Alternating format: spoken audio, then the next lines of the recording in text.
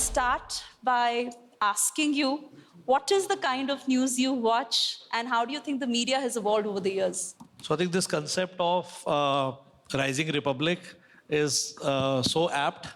As a country, we have so many aspirations. We have aspirations to rise. We talk about becoming the third largest economy. So it's a pleasure to be here. And as we discuss about these things, as far as news is concerned, obviously for me, my interest, the first interest is sports. So I am one of those guys who will open a newspaper and start from the rear and not from the front, then move back to sports news. And obviously, then it's about business and economy. I keep a close watch, basically overall how the economy is doing, how the businesses are performing, especially my own industry. I come from auto industry background, so I really look into how auto is performing. And then in today's world, everything is so much interconnected, right? When we look at how the businesses are evolving, one breakthrough in something will actually impact, it can impact your business, it can impact the whole economy. So it's good to keep an eye. So that is something that I really always keep an eye on, because it helps you to plan for future. It can help you to take the right decisions and sometimes take right turns if required. So that is as far as my consumption of news is concerned. For the evolution, I think if I go back when I was young, there was a Doordarshan and there would be only one news bulletin which will come late in the evening, and maybe one time in Hindi, and the same thing will get repeated in English. So I think the same news you could sort of hear twice. From there to today, it's like a 24/7, as I heard in the video from Arnab. I think now it's a 24/7. And because all of us really want to hear that. We want to get instant news. And in between, there has been a big journey, I think, from a pure TV to maybe radio, and then I think traditional newspapers. Now it is all digital, right? Even the TV, which we call as TV, is actually digital. We watch, I think, most of the times on digital platforms and not necessarily on the cable platform, a lot of us. So news has evolved in such a way. We need instant gratification, we need instant information, and we need to sort of make our opinions or make our decisions based on what we are getting. So I think it's a big change from many years, but especially in last few years, it has really evolved to a very different way. When I look at my own daughter, my own kids, I think the way they consume is very different than the way I consume. I don't think they read newspaper anymore. They are just going through the digital content. And I think, as Arnab said, I think it is important that you are getting into focusing a lot on the digital side of news. Because India being a young country, we talk about our demographic dividend. So young people really want to consume news in a certain way. And I think that is what media houses like you should provide. And I think you are already doing that. So, you're sitting in a gathering which is all about live and breaking. Are you the sort of a viewer who's hooked to his seat when you're watching the developments as they are happening? And since we are already talking about digital, I'd like you to elaborate on that, because social media now plays a very important role when it comes to shaping opinions. And in a country like ours, where the opinions are so strong and diverse, how do you see that? Yeah, as I was just saying, the life has become more digital now. We are all consuming digital all the time. If you see the initiative the government took a few years back about Digital India has gone a long way. Today, data has been democratized. So I think that the cost of data in India is probably, the most economic one can get. Which means everybody now has access to data, access to a mobile phone, access to a smartphone, and access to information, right? And that is where social media plays a very important role.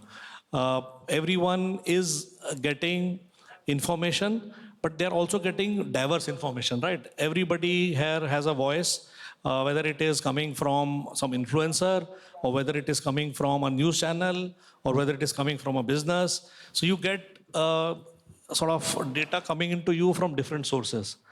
And And I think Indian consumer, all Indians are smart enough to really make sense out of it, right? We tend to make a mistake that if I feed so much, that will become the opinion. It is not like that. In my view, Indians listen, try to grab information from all, and digital is facilitating that in a big way. Because again, if I go back, when there was only one channel, there was only one news, there was only one opinion, and you were supposed to believe that. That was the authentic news. Today, as Indians, I think we get information from so many sources, especially social media. And you then make a sense out of it and take decisions or take whatever you want to do with that data. And actually, it is becoming, I would say, information overdose. So we need to be also careful what we consume, how we really use it. And I think this is teaching us how should we behave as individuals, how we should sort of form decisions. And I think that leads to, in a democracy, what do you want? You want different opinions to come, different voices to come, and then as a society, we sort of grow and move into the next direction. I think digital is playing and social media is playing a very big role as far as that is concerned. No, but you're right. You know, filtering that information correctly is also, I think, a responsibility and something that we need to take upon ourselves. But in that direction, what would you say is the role that a successful corporate should play in empowering an aspiring Indian in a rising republic like ours? Yeah, so I think if we go, I think our aspiration is that we want to become the third biggest economy, right? We want to be a prosperous country. We want to become a developed country by 2047, as we hear from our government say.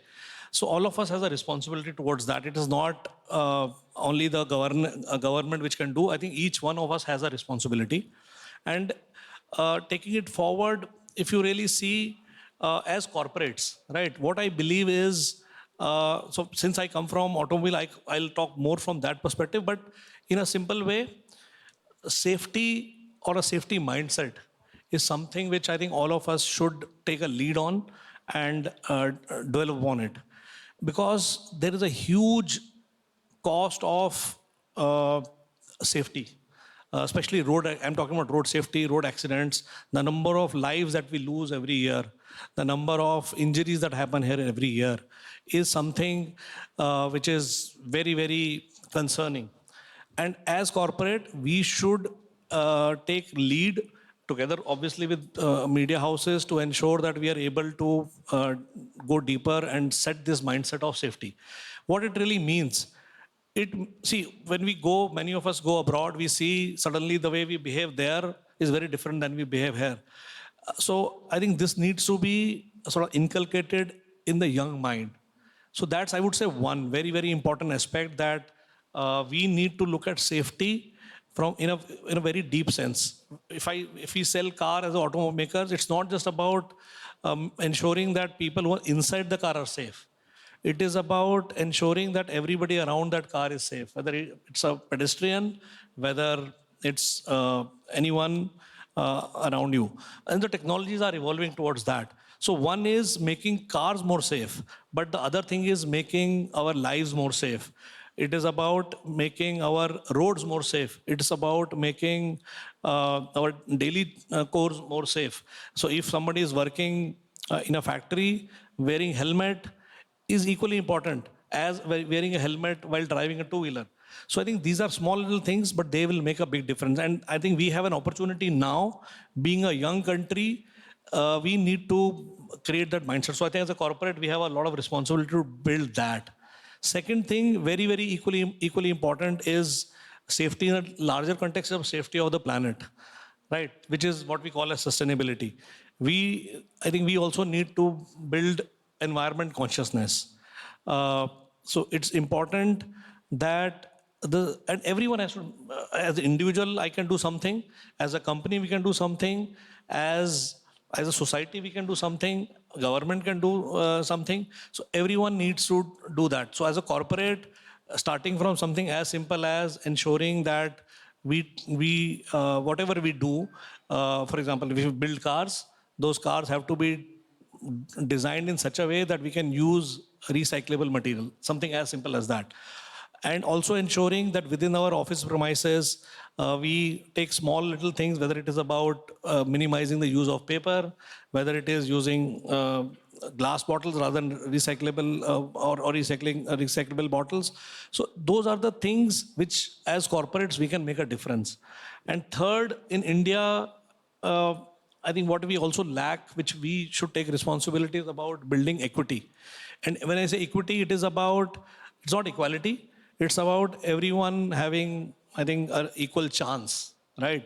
Everyone has a different start, but how can we bring equity so that everybody comes equal? So I think these things, I think, is where I think as corporates we can make a difference. You know, and again, I think social media plays a huge role in putting out those hidden stories, and then again, how the media portrays it. But talking about Volvo, to how you've transformed the journey for an aspirational Indian to move to the luxury segment with electric vehicles, how do you assess this transformation, and how has Volvo contributed to India's growth story? Okay, so I'll just go back to what I was saying earlier. It's about, see, selling an EV is not it's a business, but it's about also ensuring that it has an economic sense. It is very, very sort of critical for our environment. And that is the reason that as a company, we took a call that we want to sort of move towards electric. In India, we stopped selling diesel cars almost 3 years back. We said we want to move to a faster transformation to EVs. But selling EV is not enough, right? EV is obviously at the core. And I think, as I was saying earlier, it is important that we should look at how we design our cars, how we build our cars, how we sell our cars, how we service our cars. I think it's a whole ecosystem has to be developed in such a way that it is more and it is driving this sense of environment consciousness. And if you see from the other side, India, when it comes to fossil fuels, is an importer, right? In EVs, we have a chance to move in a different direction and save from an economic perspective. And that's why I think we believe in India, we should move faster as far as EVs is concerned. And there are a lot of things which customers really aspire. And hence it is not just about Volvo. What we believe is starting from very beginning, I think we should promote the adoption of EVs. Government is doing their bit, but I think we need to do that. And I think that is how our society will move from, let's say, move towards carbon neutrality. Right. I think that's what it really means. And, you know, as we're on the verge of, bringing this conversation to an end, I'll quickly close by asking you that Republic Media Network and Volvo, both as brands, are committed to its global landscape and commitment to prosper. How can this partnership contribute to India's growth story? Yeah, I think it's very important whether as Republic, as a media house, as a corporate Volvo, I think specifically when talking about India, India is a thriving democracy. We need to ensure that, as I was saying earlier, there is an equity, right? And that equity comes when, from a media perspective, it is about giving voice, as we just heard in the AV also, giving voice to every Indian, equal voice. Right, it is irrespective of the stature of any individual, the voice should be heard, and media plays a very critical role there. As a corporate, as a company, we believe very strongly in democratizing what we need to do. I can give you an example. Many years back, the 3-point safety belt was invented by Volvo, and without any patenting rights, it was given to all car manufacturers. So today there is a small bit of Volvo in every car, and we have saved 1 million lives across the world. And this is democratization. We could have kept the patent and made money out of it, or you can choose to offer it to everyone. Recently, I think when we talk about equity, we talk about nowadays it's more about diversity, gender equity. I can give you an example again. We have been researching car accidents for close to 40 years, and we have huge data. And a few years back, we realized that data told us that cars are not equally safe for a male as it is for females. So females were 70% more prone to injuries and even fatalities.